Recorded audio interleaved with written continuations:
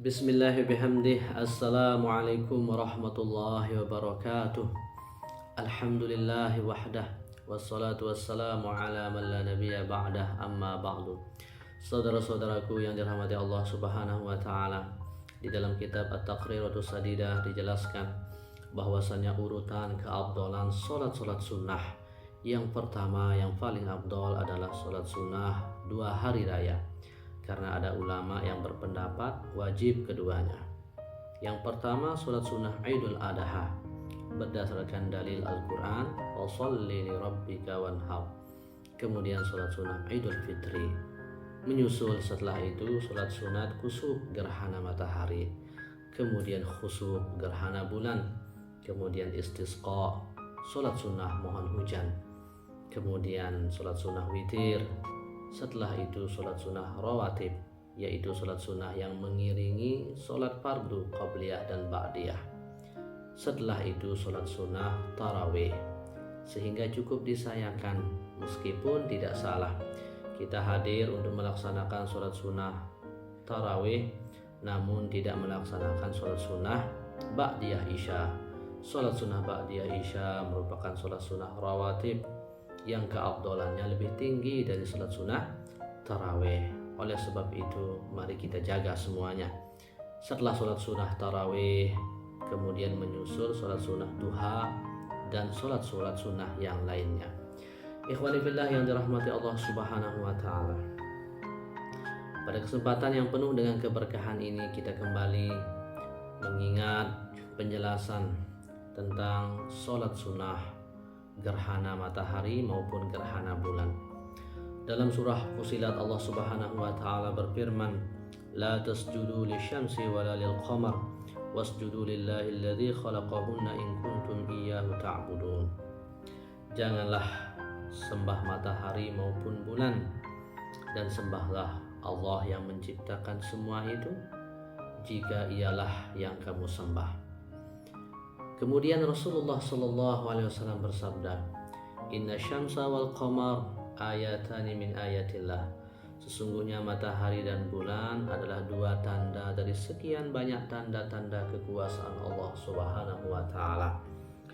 Fa idza ra'aitum dzalika fasallu wada'u hatta yankashifa ma bikum.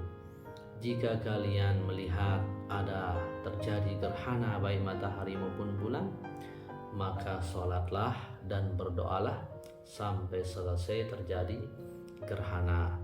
Dalam riwayat yang lain, fada'ullah wa kabbaru wa sallu wa tasaddaqu. Jika kalian melihat terjadi gerhana, berdoalah kepada Allah, kemudian bertakbirlah, sholatlah, dan bersodakohlah. Ulama Asy-Syafi'iyah kemudian menyimpulkan hukum bahwasannya melaksanakan sholat gerhana matahari maupun bulan hukumnya sunnatun muakkadah, sangat disunahkan, bahkan makruh jika ditinggalkan. Kesunahan melaksanakan sholat sunat gerhana ini disunahkan baik sendiri maupun berjamaah, dan ini adalah salah satu sholat sunnah yang dianjurkan kita melaksanakannya secara berjamaah. Tapi kalau tidak ada teman kita berjamaah, maka kesunahannya tetap kita dapatkan dengan kita melaksanakannya sendirian. Kemudian tata cara pelaksanaan sholat sunat gerhana ada 3. Yang pertama seperti sholat sunnah biasanya, ada 2 rakaat seperti biasa dengan doa iftitahnya, kemudian Fatihah, kemudian surah. Kemudian tata cara yang kedua berbeda dengan sholat sunat biasa, yaitu 2 rakaat, namun di setiap rakaat ada 2 kali ruku dan 2 kali membaca Fatihah dan surah. Misalnya sholat sunnah gerhana bulan, usolli sunnatal khusuf raka'ataini ma'muman lillahi ta'ala. Saya sholat sunnah gerhana bulan menjadi makmum kalau kita berjamaah karena Allah Ta'ala. Kita takbir, kemudian membaca doa iftitah kabirah walhamdulillah. Setelah itu kemudian membaca surat Fatihah. Apabila sholat sunat gerhana matahari, maka disunahkan, maka pelaksanaannya adalah dengan sir seperti sholat zuhur dan asar. Apabila sholat sunat gerhana bulan, maka pelaksanaannya dengan jahar, yaitu seperti sholat maghrib dan isya, imam dengan suara yang didengar oleh makmum. Kemudian setelah imam membaca surah ruku, bangun dari ruku, sami Allahu liman hamidah, i'tidal.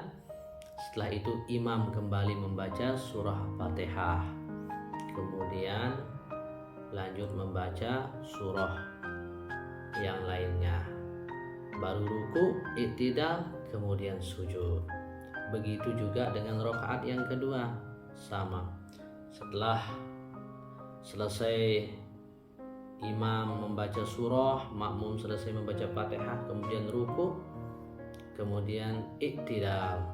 Setelah sami Allahu liman hamidah, imam kembali membaca surat Fatihah dan surah, kemudian ruku, i'tidal, baru sujud, kemudian sampai selesai sudah 2 rakaat salam. Nah, begitu tata cara pelaksanaannya yang kedua. Adapun yang ketiga, yang paling sempurna adalah sama seperti tadi, cuman disunahkan memperpanjang, sebagaimana hadis yang disampaikan dari Siti Aisyah, bahwasanya Rasulullah SAW beliau sholat sunat gerhana, surahnya panjang, kemudian tasbih di dalam rukunya juga panjang. Tata caranya sama kayak yang kedua tadi, bedanya adalah memperpanjang bacaan surah dan tasbih di dalam ruku. Itu pun bagi yang hafal surah atau ayat-ayat yang panjang, dan itu pun apabila makmum aman dengan panjangnya surah yang kita amalkan. Ada gambaran mana dia surah yang panjang, yang dikatakan panjang. Rakaat pertama itu suratul Baqarah, surah Baqarah al-qadruha atau seukurannya. Kemudian yang kedua setelah ruku, yang pertama itu di dalam rakaat yang pertama, tapi setelah ruku yang pertama surahnya Ali Imran atau yang seukurannya. Kemudian di rakaat yang kedua sebelum ruku yang pertama suratul Nisa, surahnya surat An-Nisa atau seukurannya. Kemudian setelah ruku yang pertama setelah Fatihah suratnya adalah surat Al-Maidah atau seukurannya. Nah, ini ukuran panjangnya bagi yang mau mengamalkan panjang, tentunya dengan makmum yang bisa mengikuti seperti itu supaya tidak terjadi fitnah. Kemudian rukuknya yang panjang itu biqadri mi'ati ayatin min suratil Baqarah, seukuran 100 ayat dari surat Baqarah. Ruku yang pertama. Ruku yang kedua di rakaat yang pertama 80 ayat dari surat Al-Baqarah. Kemudian ruku di rakaat yang kedua, ruku yang pertama di rakaat yang kedua 70 ayat surat Al-Baqarah seukurannya. Tasbih seukuran itu panjangnya. Kemudian di rakaat yang kedua, di ruku yang kedua adalah seukuran 50 ayat dari surat Al-Baqarah tasbihnya. Nah, jadi jika kita ingin mengamalkan yang paling sempurna ini, apabila kita jadi imam dan makmum, tidak ada orang tua dan aman, ingin untuk mengamalkan ini, maka kita amalkan. Kemudian tasbihnya kita ukur. Kalau kita mau mengamalkan yang panjangnya, maka di ruku yang pertama itu lebih panjang tasbihnya, sampai puluhan bahkan ratusan tasbih. Jadi itu gambaran sholat sunnah gerhana matahari maupun gerhana bulan. Insya Allah mudah-mudahan Allah Subhanahu wa Ta'ala meringankan kita, diberikan kita pertolongan bisa mengamalkannya. Setelah itu disunahkan untuk berkhutbah, rukunnya sama seperti khutbah Jumat tapi tidak syaratnya. Kemudian disunahkan pula mandi tapi tidak berhias. Kemudian berdoa banyak-banyak, bertakbir, karena itu anjuran dari Rasulullah SAW. Insya Allah saat itu juga merupakan saat yang doa kita insya Allah mudah dikabulkan oleh Allah Subhanahu wa Ta'ala. Mohon maaf atas segala kekurangan. Wallahul muwaffiq wal hadi ila sabilir rasyad. Wassalamualaikum warahmatullahi wabarakatuh.